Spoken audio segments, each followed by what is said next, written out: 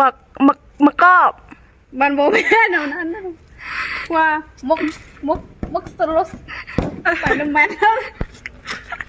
มื้อนี้เนาะทุกคนเข้าใจมาอ่านภาษาลาวแต่งเนาะอันนี้ก่อนจอนะอันนี้ปลาเมี่ยงมากนาวเนาะซูมใกล้ๆนะทุกคนเมื่อสละเอียงของกระเจ้าเนาะซูมมาปลาเมี่ยงมากนาวแล้วอู้คงเหี่ยวเลยคงเหี่ยวคงเบียดปลาละมักเล่นนะทุกคนโคตรแบบเอลิกูดเลยนะทุกคนปลาอย่างทุกคนนี่ปลานิลทอดหมาตกใจปลานิลทอดทุกคนเนาะกดโอโร่เลยนะลาบเนาะลาบอย่างว่าลาบซันลาบซินหมู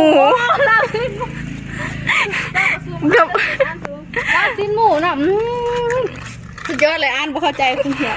เอามาลำมาเบิ่งแบบประเภทปลาเนาะปล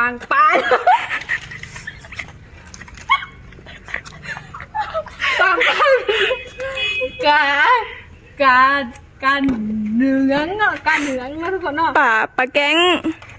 การเหนืองแล้วก็อันนี้เนาะปลา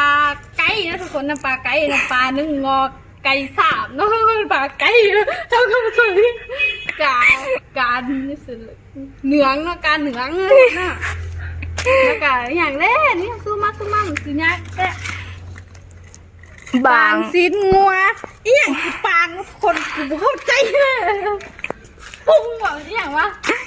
ปุ้งปลางัวบ่เข้าใจนะคนเนาะอันนี้ประเภทอาหารขวายประเภทอาหาร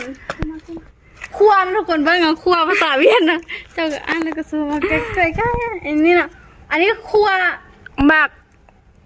อย่างเด้มักกอบมันโบแม่นเอานั้น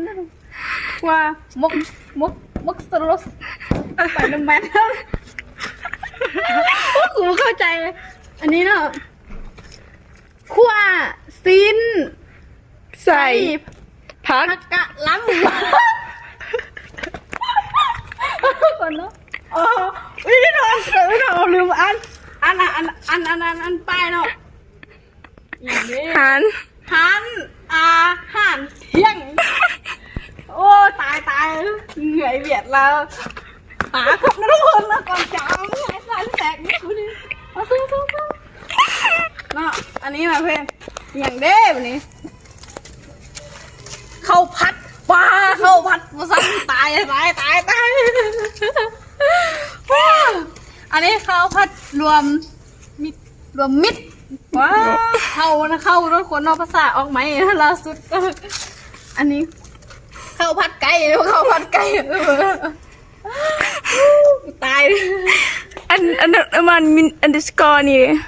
โอ้อย่างเด้ต่อมอจิกรูแล้วก็โอ้ทุกคนอ่านบ่เข้าใจจบ